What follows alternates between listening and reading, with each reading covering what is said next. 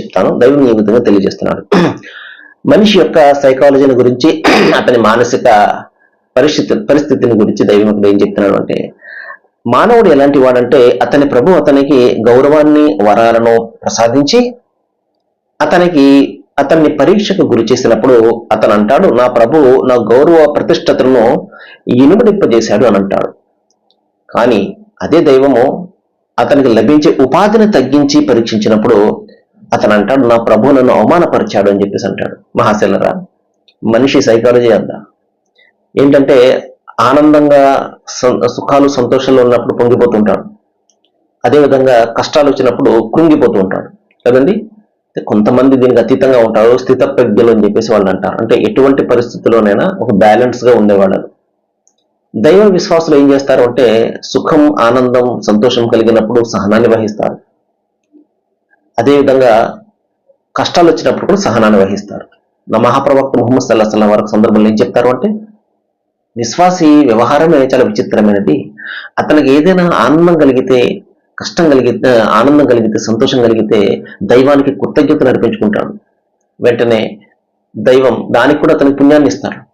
అదేవిధంగా అదే విశ్వాసికి ఏదైనా కష్టం కలిగితే, నష్టం కలిగితే, ఏదైనా కడగండ్లు ఏదైనా వచ్చినప్పుడు సహనాన్ని వహిస్తాడు. దానికి కూడా దైవం అతనికి ప్రతిఫలాన్ని ఇస్తాడు.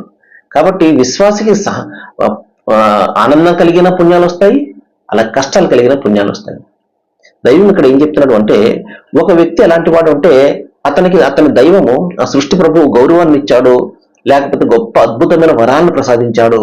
వెంటనే ఇతను ఏమనుకుంటాడంటే, నా ప్రభువు నా యొక్క గౌరవాన్ని ఇనుమడింపజేశాడు, ప్రతిష్టతను పెంచాడు, నేను ఎంత గొప్ప వ్యక్తిని కాబట్టి ఇవన్నీ నాకు ఇచ్చాడు అని చెప్పేసి చాలా పొంగిపోతుంటాడు. అదే దైవము అతన్నే కొంతకాలం తర్వాత అవన్నీ కూడా తీసుకుని పరీక్షించాడు అనుకోండి. ఏదైతే ఇచ్చాడో ఇన్ని మళ్ళా తీసేసుకున్నాడు అనుకోండి, ఇతనేమంటాడు, నా ప్రభు నన్ను అవమానపరిచాడు అని చెప్పేసి నిందిస్తాడు కదా, దైవాన్ని నిందిస్తాడు. మనం ఎంతమందిని చూడలేదు. మరి ఎవరైతే దైవానికి సాటి సమానం కల్పించి ఎవరినైతే ఆరాధిస్తుంటారో, బాగా ఉన్నంతసేపు అతనికి ఆనందం, సంతోషం కలిగినంతసేపు ఆరాధన చేస్తారు కదా. అదే ఏదైనా కష్టం వచ్చిందనుకోండి, వెంటనే ఎవరినైతే ఆరాధిస్తారో వారిని తిడుతూ ఉంటారు. నువ్వు ఏం చేసావు, ఎంతకాలం ఆరాధించాను కదా, నాకు ఏం చేసావు, అన్యాయం చేసేసావు, నాకు అది చేసావు, ఇది చేసేసావు అని చెప్పేసి. సృష్టిపై వీటన్నింటి కూడా అతీతంగా ఉండేవాడు మహాశిలారా. కాబట్టి ఆ సృష్టికర్త మనిషికి కష్టాలను ఇచ్చి పరీక్షిస్తాడు, సుఖాలను ఇచ్చి కూడా పరీక్షిస్తాడు. ఎందుకంటే ఇదంతా కూడా పరీక్షా ప్రపంచము. మనం అందరం పరీక్షలు ఎదుర్కొంటున్నాం. సర్వేజన సుఖనవంతు వాకుదామన అనిల్ హమ్దులిల్లాహి రబ్బిల్ ఆలమీన్.